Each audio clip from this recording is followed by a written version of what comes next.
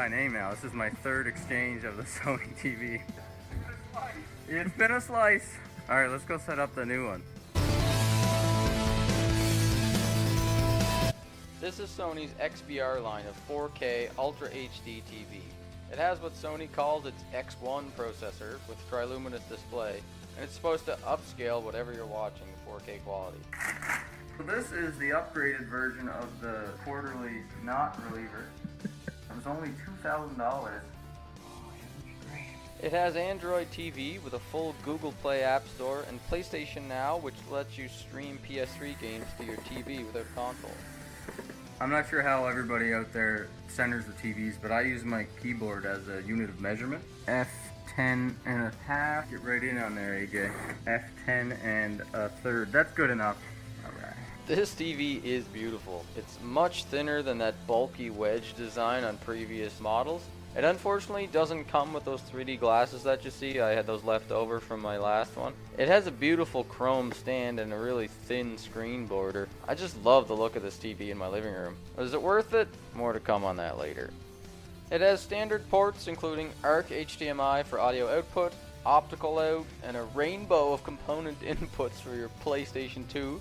USB ports, a 3.5mm jack for stereo out, and MHL for your BlackBerry. The customer experience that I've had with Sony so far has been polarizing, to say the least. Here's the story about this Sony TV. Back in September of 2014, I was looking for a new TV, so I bought the Sony 60W830B, and that's a 60-inch, 120Hz 3D Sony TV. So I play Xbox, and I've been watching movies and stuff, and it started developing this like dark patch, this whole section of the screen. And it turns out that that sort of has happened with other people with that Sony model TV. It took me about 3 months before they even accepted that there was a problem with my original 60-inch Sony TV. It was a frustration of being transferred to Filipino call centers and Argentinian call centers that didn't know how to handle Canadian TV repairs. I even ended up calling the manager at Best Buy, who put me in touch with the Sony rep for London, Ontario. I tweeted them, no response from Twitter. I went to their Sony Cares customer support website and I posted all about my experience, and then nothing happened. So I mean, Sony's customer service was a complete mess. And that's why I say it's polarizing, because the first experience I had with them was horrible. The fast track experience was amazing. The guy actually personally called me up. He told me, no problem, I see your issue. We're going to send you a new TV, but sorry, your 60-inch TV's out of production now, so we're going to have to give you a 65-inch. And I'm like, oh, that sucks. Okay, I'll take a 65-inch TV. They ended up sending me a 65W850C, and that one was bigger and better. It was with Android TV. I unboxed that one, put it up on the mantle there, and it was worse than the first one. A patch here, a patch here, a patch here. I called a couple of buddies over and they looked at it and they said, yeah, man, you got a bad TV. I took some pictures, I sent it to the Fast Track guy. Again, amazing experience. He replied to me back, he's like, look, I see it, I'm sorry, we'll send you a new one. I unboxed that one, I put it up. Not only does it have vertical banding, it has horizontal banding. So I don't know if I'm just the unluckiest Sony guy in the world. I called them up. I'm like, dude, can you please send a customer service guy out so that I feel like I'm taking advantage of you or something. I don't want you to get in trouble with your bosses sending me all these TVs. So I got in touch with this Fast Track Sony guy manager. He said, I'm sorry you're having all these problems. I know that you're probably ready to give up on Sony, but what we're going to do is send you this 65-inch XBR-X850C, which is the even next model up. This TV retails for $3,200 Canadian. I only bought my TV for $1,400, and they're giving me a 4K TV. I don't know if I should be upset with Sony for having such shitty customer service, or celebrating because they gave me a $2,000 upgrade for a 4K TV. What we're going to find out is whether or not if it's going to have vertical banding. And if it has banding, I guess I'm just going to, I don't know what I'm going to do. let's plug it in and see if this TV sucks the same as the last 3 Sony TVs I had. This is the remote it gave me. It didn't give me that cool remote. Come on, Sony. You give me a $2,000 upgrade and you don't give me the cool remote? That's not nice. A total plug and play, that's a nice surprise. I just plugged my keyboard in, even used the trackpad, and it works! The mouse works! That's the easiest experience I've had with a TV thus far. I think it's the Android TV, that's pretty awesome. It's pretty sick, I'm kind of jealous, man. I'm actually really jealous. I have a boring Samsung TV that doesn't do any of this.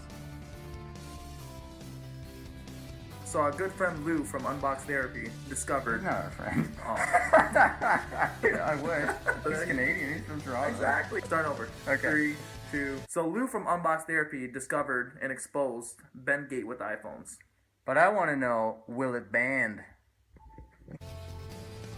So as you can see, there's not too much of a dirty screen effect here. There's not that much banding, and it's a lot better than the last couple TVs I had from Sony, so I can live with this. Liv, I'm happy with this TV.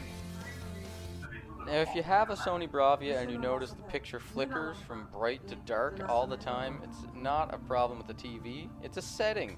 You just have to shut it off. It's not my camera adjusting, I have the exposure lock. It's the TV darkening the picture because Sony thinks you want that for some reason. Just open the picture adjustments menu, go to advanced settings, and turn off advanced contrast enhancer. You're welcome. Here's that same scene again with the contrast enhancer turned off, and then another time for comparison with it on.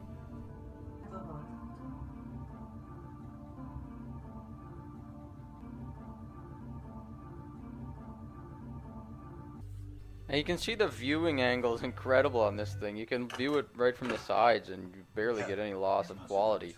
The screen uniformity is decent, but there's not much banding, but there's a lot of light leakage on the edges of the TV. You can see the colors. Look at his suit there. It turns a lighter shade. The screen turns purple when there's a pan. You just see this glow on the edges of the screen where the light leakage happens. It's totally distracting. I must make decisions. I'm a surprise. Point, isn't it? Banding. I'm here to talk about banding. A serious issue that affects us all. You may not know about banding, but soon you will. I'm just spitting.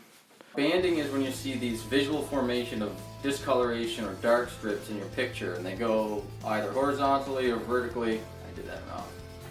Horizontally or vertically across your screen. It can be super distracting. It is a serious problem. Now if you're looking at menu screens or UIs for games, or if you're playing games and there's a white background, I'm Canadian, I play NHL. There's a lot of ice in NHL. With banding, there's like dark patches all over the screen and it's totally distracting, takes you out of the game, and it just totally ruins your viewing experience. We'll link in the video here to the banding test that I use. I first asked Sony, what are these dark spots? And they never once told me to look into banding. They just said, oh, you're never going to get full uniformity in your TV. If I'm paying like $1,000 to $2,000, even more for a TV, I want to have a nice uniform picture. Okay, I don't want to have this dark giant blob on the screen that's going to distract me from the movie I'm watching or the game I'm playing. And it's funny, I went to a TV store where this guy was trying to sell me on a $4,000 curved screen LED TV, so I pulled up this YouTube banding test and I saw all this banding on the screen and I was like, dude, that's totally distracting, I don't want that. And the guy's like, you gotta remember, after all, it's just a TV. You're trying to sell me a $4,000 TV, you own a TV store, and you don't even really think that the image quality is important? Suffice it to say, what you want to do is look into banding. I hope this helps. There's not that much that broadcasts in 4K right now. PlayStation 4 and Xbox One don't do it. Netflix only broadcasts a little bit of content in 4K, but you need to have a 25 megabits down steady signal to get those. And it doesn't come with the basic Netflix subscription. What's more noticeable than 4K is the defects in these big screens. The banding, the light leakage, and the general screen uniformity problems. I'd recommend just getting the cheapest big screen dumb TV you can. Hook it up to your PS4, Xbox, or Apple TV for the smart TV features. Just save your money and buy dumb until the manufacturers address this problem. If you have any comments such as, hey, get rid of that stupid fisheye lens, or hey, the audio in these videos sucks, why don't you get a mic? What else should I unbox? Do we want AJ back here unboxing things? Holy crap. Woo! If you have any comments like that, leave them below, and maybe we'll do those things. Okay, thanks. Bye.